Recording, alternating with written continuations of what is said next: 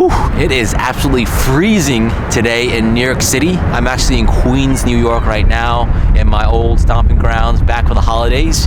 And I have been traveling full-time for the last 3 years as a digital nomad living out of a backpack. I slept in over 150 beds, from small cramped Airbnbs in Tokyo, Japan, all the way to little bungalows in Colombia. So if you've been wondering whether or not full-time travel is right for you, or whether or not you want to pursue a lifestyle that you are thinking about traveling full-time as a backpacker, doing a sabbatical and all that stuff, I'm going to be digging into the details. So let me begin with how I actually got into becoming a remote worker and being able to travel full-time.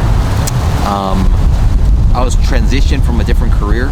I was actually in the Marine Corps for 4 or 5 years after university, and after I got out back in 2020 now, I decided I needed to figure out some other career path, and it started with learning how to code, being a programmer, and eventually I decided to go to coding bootcamp, which resulted in a full-time job at a corporate 500 company, and I slowly worked my way up from there. It was a hybrid role, and I decided to ask my manager at the time if I could work remotely, and she approved it, and I slowly worked my way towards longer and longer trips. And then I switched over to a fully remote role, and I was off to the races. And becoming a digital nomad was something that I didn't really plan for, but it sort of happened. I would definitely say that it's not for everybody. My own experience was different in the way that I was able to transition from a in-office role to a remote, and I got a taste of location independence where I'm not actually tied down to a physical location, and that really opened up a whole lot of things, right? Traveling full-time has its pros and cons, I'm not gonna lie. One of the things that I struggled with is actually establishing habits, going to the gym.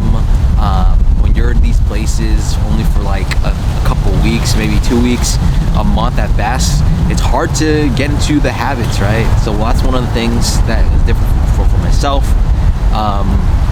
Another part was actually socializing, right? You're off to a different country or city, and you're trying to integrate into society, integrate into a thing where it's just difficult, right? Whether that is a language barrier. When I was in South America, most of my interactions were in Spanish. Not a lot of people spoke English, so that was a difficult part. So trying to figure that out was difficult. Making friends, especially when you're on the move. So socializing is not that simple, but there are solutions out there. There's definitely a lot of Facebook groups.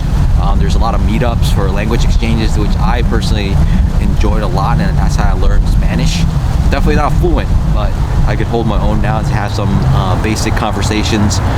Another one that's difficult about full-time travel is just simple things like ordering from the menu. Like when I was in Taiwan, I had to, I'm Chinese ethnically, but basically my Mandarin's not that good.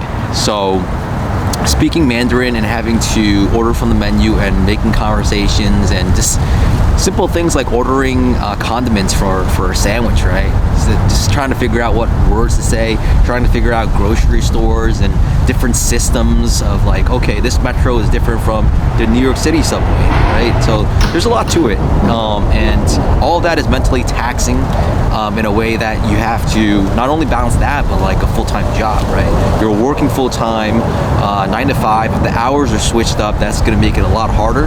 And then you're also trying to figure out, where to eat. Simple as that, right? Where to eat, where do I get groceries? Compounded on the fact of maybe it's a foreign language. You don't speak Mandarin or you don't speak Spanish, so you got to do a lot of Google Translate. You're gonna have to actually ask a lot of questions and get a lot of help, and that's part of it. That's fully immersing in the culture, and I appreciate every single moment of that part of the lifestyle, right?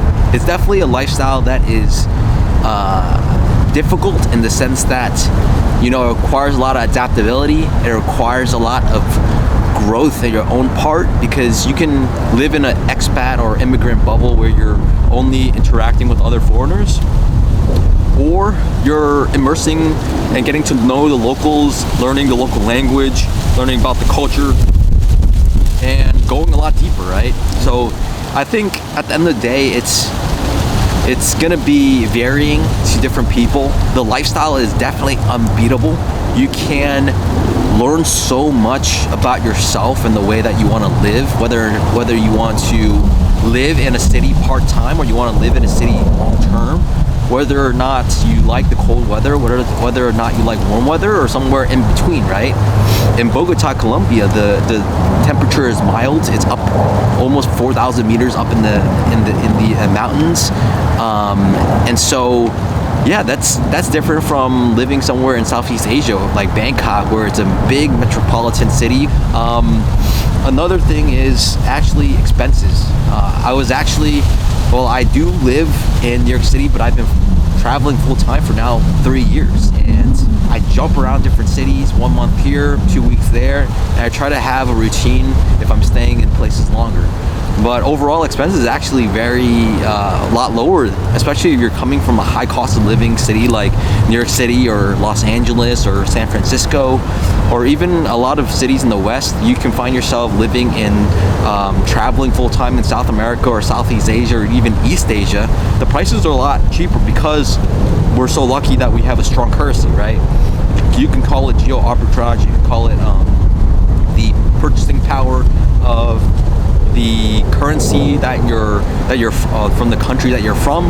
But at the end of the day, you're leveraging, right? You're leveraging the money and that aspect. So it's definitely a part of the lifestyle to be able to live a better quality of life, right?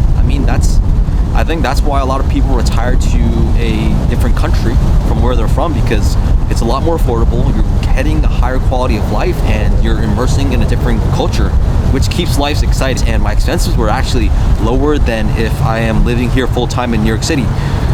So I actually saved money while I was traveling full time, and I got to experience the balance of work and life, right? Work-life balance, as they say. I think one of the reasons why people like to travel is because in a way you're kind of running away from problems back home, right? You have this opportunity to wear a new mask, to be whoever you want to be when you're traveling to a different country. You get to be wild and no one knows who you are and you don't know anybody, so anything goes. Why do people go to Vegas over the weekend?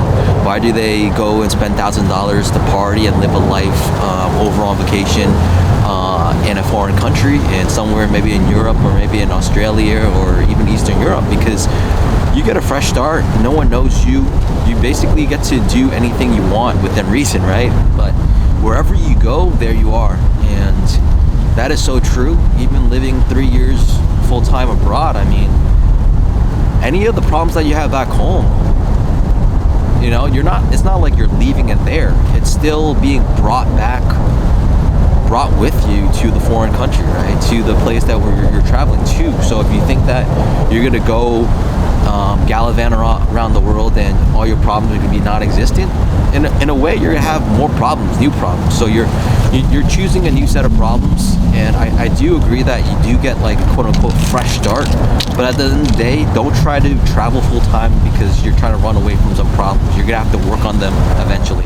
So yeah, that is my story of how I kind of fell into traveling full-time for the last 3 years. It's been an incredible ride, and I've met so many people and created so many new memories to last me a lifetime. These memories pay off more and more in the future as I'm getting older, and I want to look back and look at these old photos and videos and just experience life, right?